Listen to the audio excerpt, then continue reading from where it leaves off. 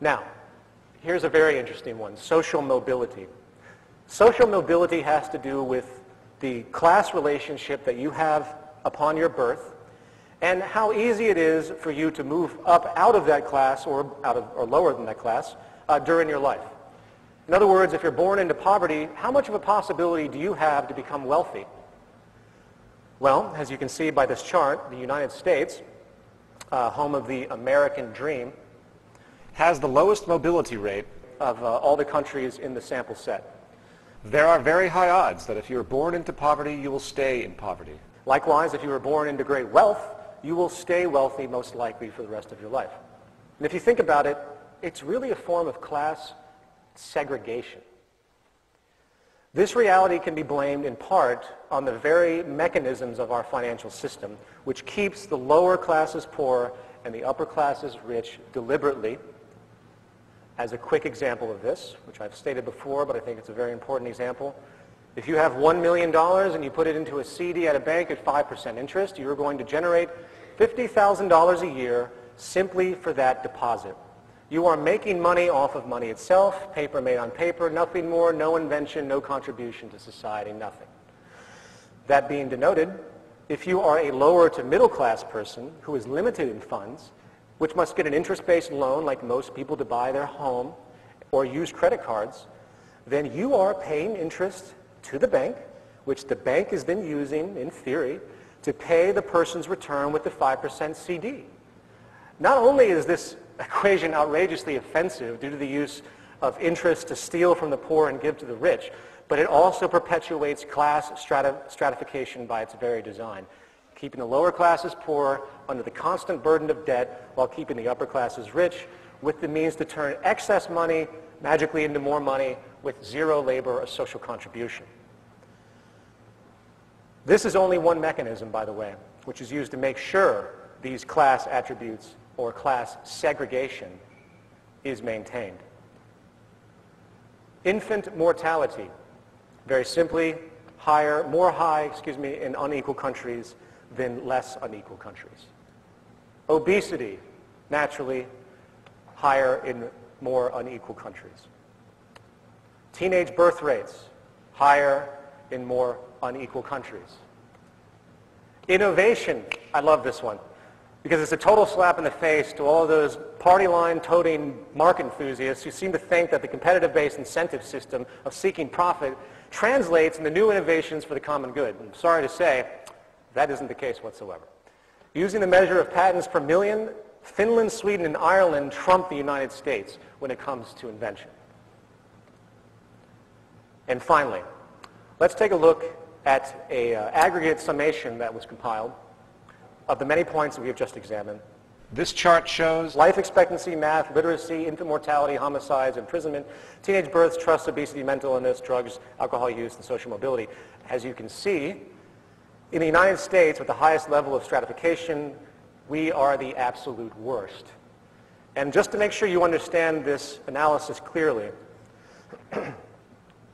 here is a chart showing absolute income of the same thing you just saw. As you can tell, there is no pattern. There is no trend regression line. Here they are side by side, so you can see how viable this information really is. The trend is very clear about the ramifications of inequality in a given country or social environment. As a final point on this topic of inequality and its consequences, I want to bring up a study called the Whitehall study, which was in 2 rounds, 1 and 2, stretching over, I believe, about 60 or 70 years.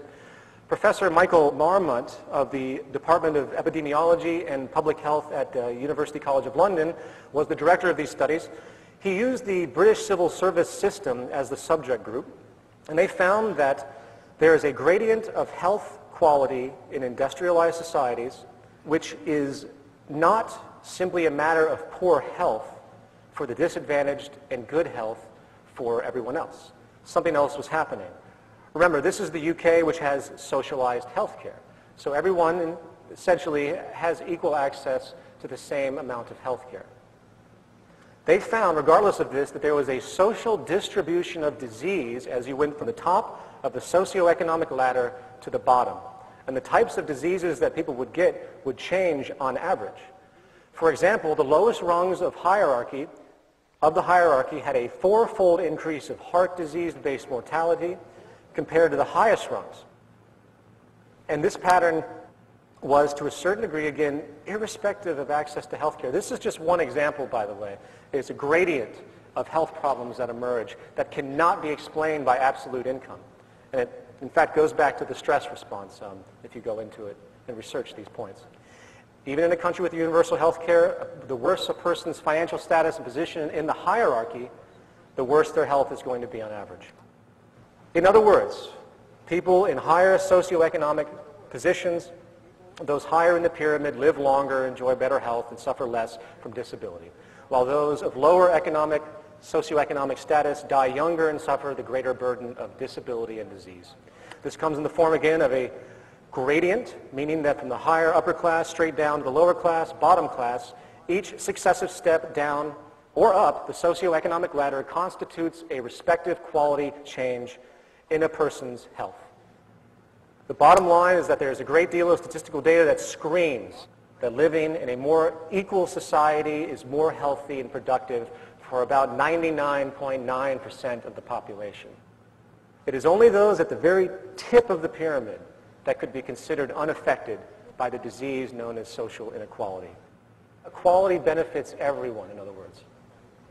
Now, given this reality, it begs the question, what is the actual psychosocial cause of these issues?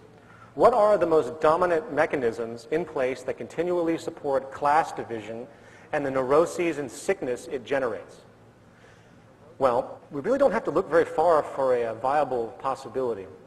The cultural programming wing of the market system is the advertising industry, which serves to perpetuate the consumption values that you see around you. However, it goes much deeper than that. It goes much deeper than just getting people to buy things for a specific company's profit. The fact is, the values of materialism and consumption are of dire importance to the operation of the world economy. Without those values, the system would falter, and let me explain why. At the core of the economy as we know it lies the unalterable requirement for constant, perpetual, cyclical consumption.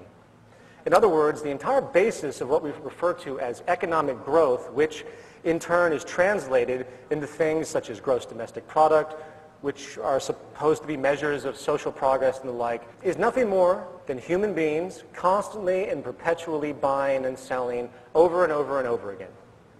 If human beings do not buy things, companies and stores cannot afford to pay their employees. If an employee cannot be paid, then that employee, which is also the consumer, cannot go out and spend the money they receive from employment back into the system to perpetuate the cycle.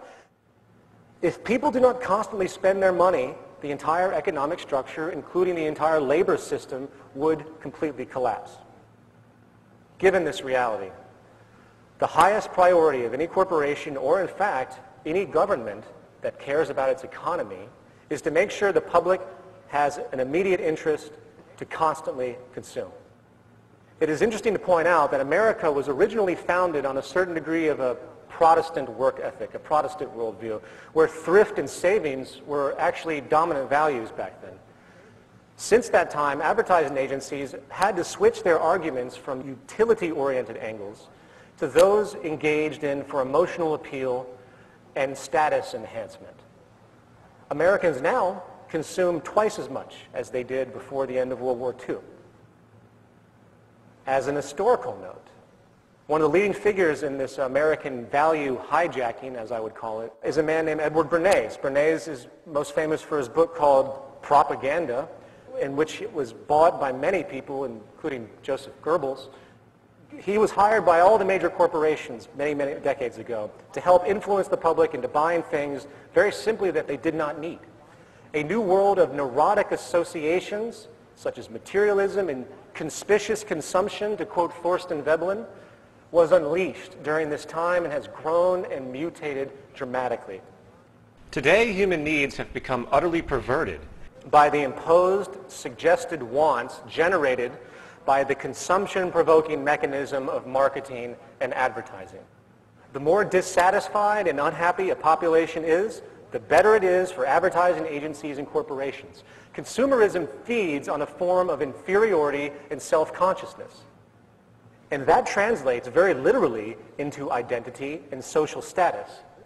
Amazingly, the indoctrination is so powerful that consumerism is regarded by most of society as reflecting some kind of basic human interest, as though it's a reflection of human nature. This, of course, is baseless. In fact, our neurotic need to shop and consume is actually a reflection of how deeply social we are and how influenced we are by the social programming and status orientation of possessions and appearances and everything else that's been pushed upon us.